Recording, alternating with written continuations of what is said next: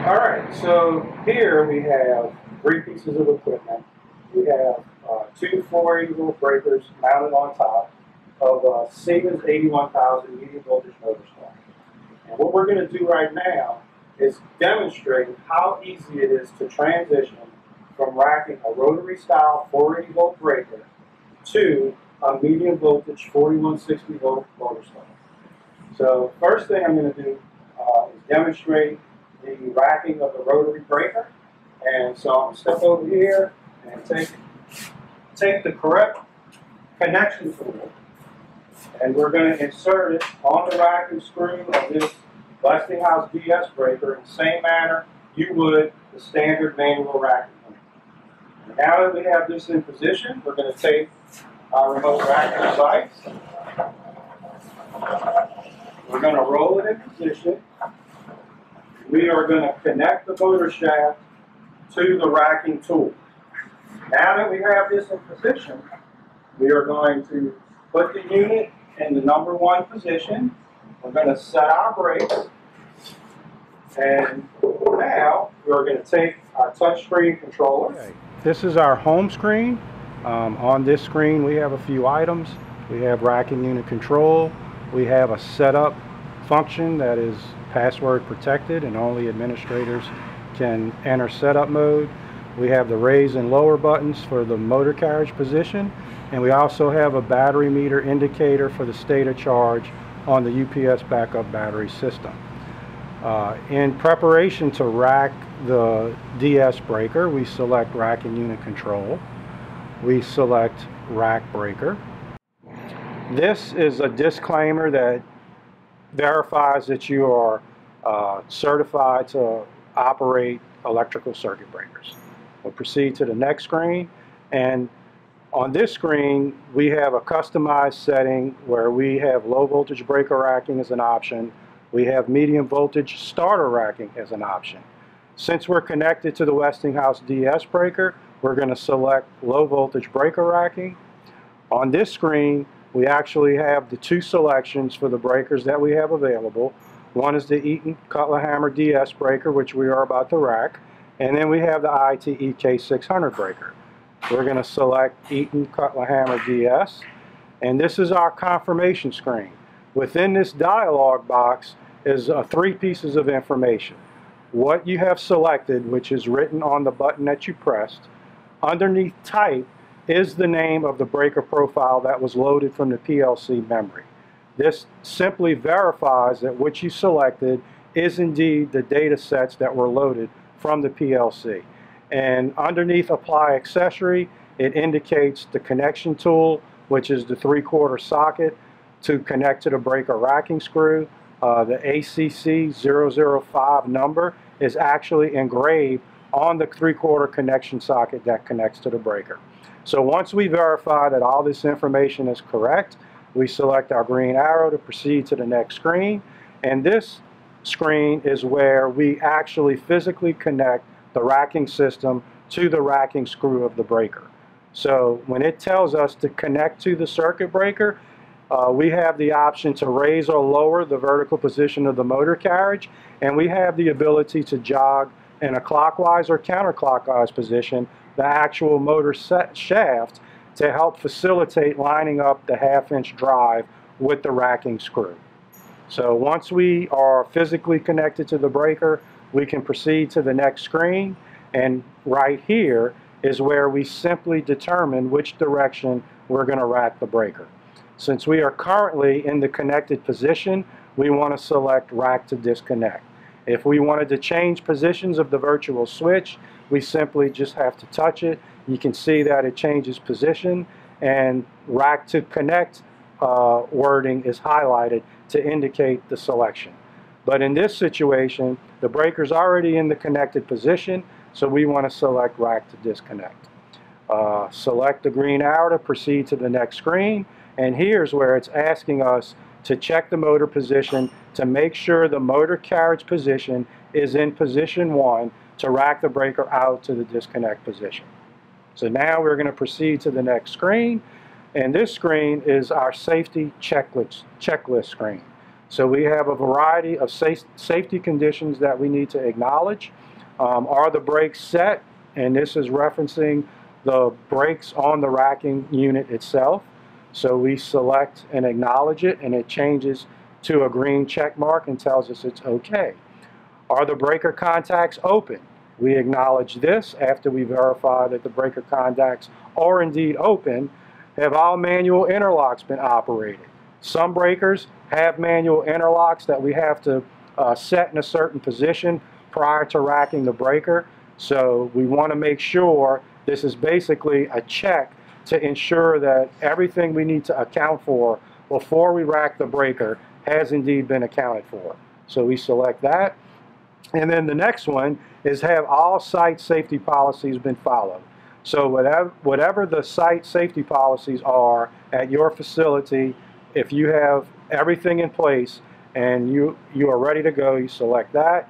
And then finally, are you in a safe location? This is your cue to remove yourself from the arc flash radius. And once you're in a safe location, you select this and acknowledge it.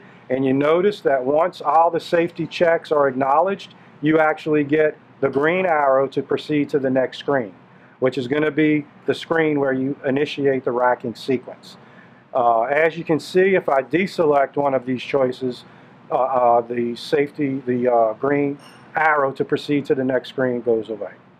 So let's proceed to the next screen, and then this is where we are going to initiate the racking sequence.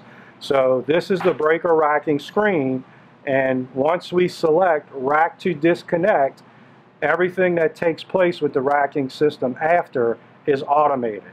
You'll just be keying into a few pieces of information here during the racking process.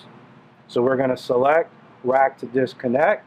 We have an engage and set execution, and now the system is actually racking the breaker from the connected to the disconnect position.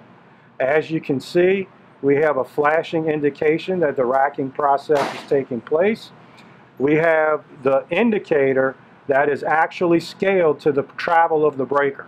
So when that indicator is halfway across the graph, our breaker is 50% racked.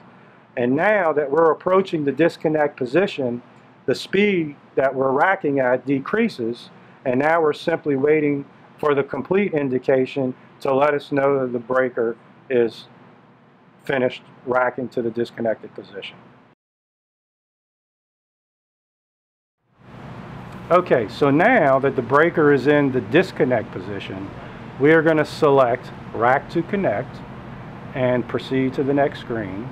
So now the system is indicating that we put the motor in position 3 inside the motor carriage to allow the space for the breaker, for the motor to move forward as the breaker moves into the cubicle to the connect position. So we'll proceed to the next screen, and we'll acknowledge our safety checks once again. Proceed to the next screen, and now we're going to initiate a rack to connect sequence. And as you can see, our indicator is now in the disconnect position. And a couple of things to note here, the data on the top is indicating the torque set point, and that number, that data point on the bottom, is the number of revolutions in the connect sequence. So we're going to initiate our rack to connect sequence. We have our engage and set function executed, and now we have our racking indication. And as the breaker is racking into the connect position, we can select this icon to pull up a chart that shows us 3 pieces of information. It's actually giving us a curve for torque, for turns, and speed. So if you would like to, you have the option to follow the data sets and the data points on this graph with those 3 pieces of information. You have a vertical scale on each side to reference the values of the curve, but under normal conditions, you can hit the red arrow to go back to this screen. And as you can see, we are almost to the connect position with the indicator, which means the breaker is almost racked into the connect position.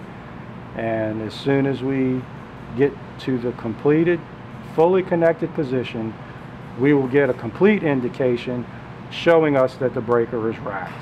So in typical circumstances, when you're outside of the arc flash radius, this screen is actually your eyes for what's happening with the breaker.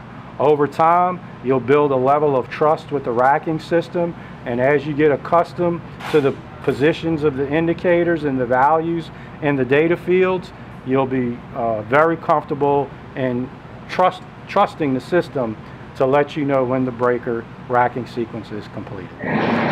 Okay, so now that we have demonstrated the rotary function on the Westinghouse DS breaker, we're going to demonstrate how easy it is to quickly transition to racking the 4160 volt Siemens 81,000 medium voltage motor starter.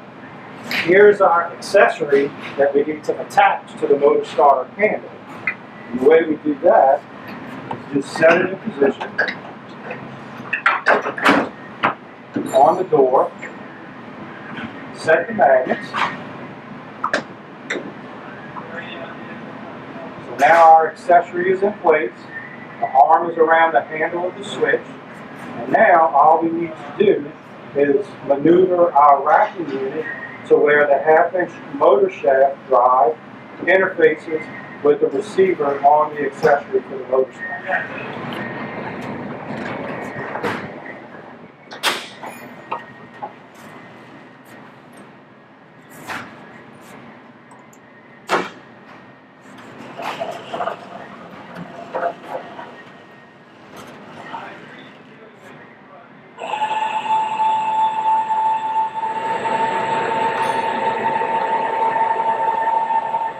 Now we are going to connect our motor shaft to the 1/2-inch female receiver of the accessory. We're going to push our racking unit into position 2. And we're going to set the brakes on the wheels. And now we are ready to access our controller and the motor starter racking function. Alright, so our switch is in the closed position right now. So what we want to do is select open, and the execution of the switch from the upper or closed position to the open position happened that fast. So we have the complete indication, so our motor starter switch is now in the open position, and we can hang our lock or whatever other energy isolation procedure we need to take place. Okay, now our motor starter is in the open position and we want to close the switch. So we are going to select the close operation, and the indicator shows us the switch going from the open position or the lower position to the closed or upper position, and the racking switch function is complete. Okay, now that we're completed with the switching sequence for our medium voltage motor starter, we are ready to remove the inoRAC system from the equipment. So we will release the brakes. We will move the unit away from the switch and simply release our magnets, remove the accessory, and now the motor starter is ready to be operated. So you can see that we easily transition with one system from racking a rotary style low voltage circuit breaker to a medium voltage 4160 volt motor starter.